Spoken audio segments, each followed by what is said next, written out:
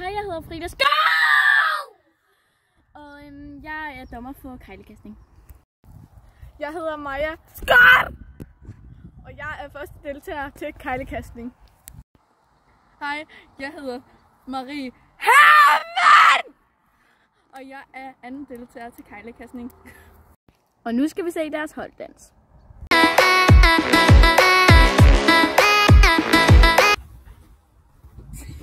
Nu begynder kejlekastningen.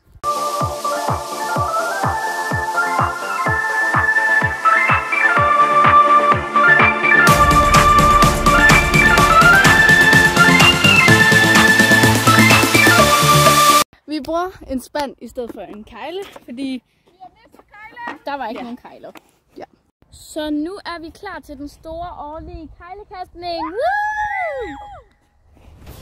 Værsgo. Hermansen starter, hun svinger armen, og han skyder! Wow! Den kommer over et super fint kast. Den vil jeg give 5 point.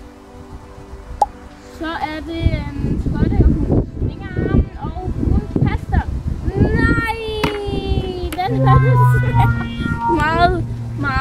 meget ved siden af, hvilket vil betyde, at Marie, hun... Nej, det sagde jeg ikke. Okay. Det betyder altså, at Hermansen vinder første runde. Woo! Så nu begynder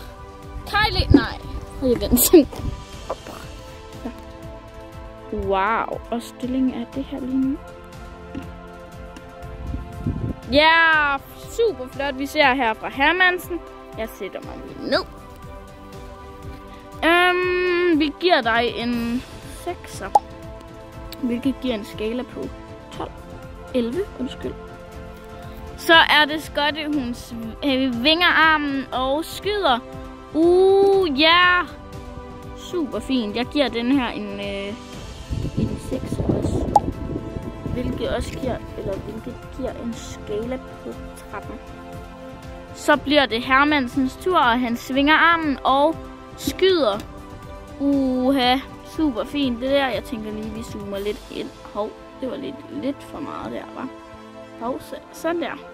Så den giver vi en 6'er, hvilket giver en skala på 17. Så er det Skotte, hun svinger armen og...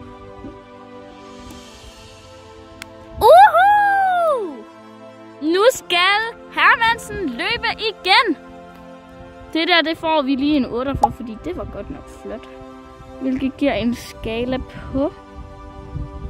21. Så løber han simpelthen dernede, hvis vi kan se ham. Super. Jeg vil lige fortælle lidt om det her koncept. Så det startede egentlig med, at vi ville starte nede på skolen. Men da vi kom derned for at ville spille i dag, så gik det simpelthen vanvittigt galt. Vent lige. Det var nu. Man kan ikke holde så lang tid, mere end nogle få sekunder.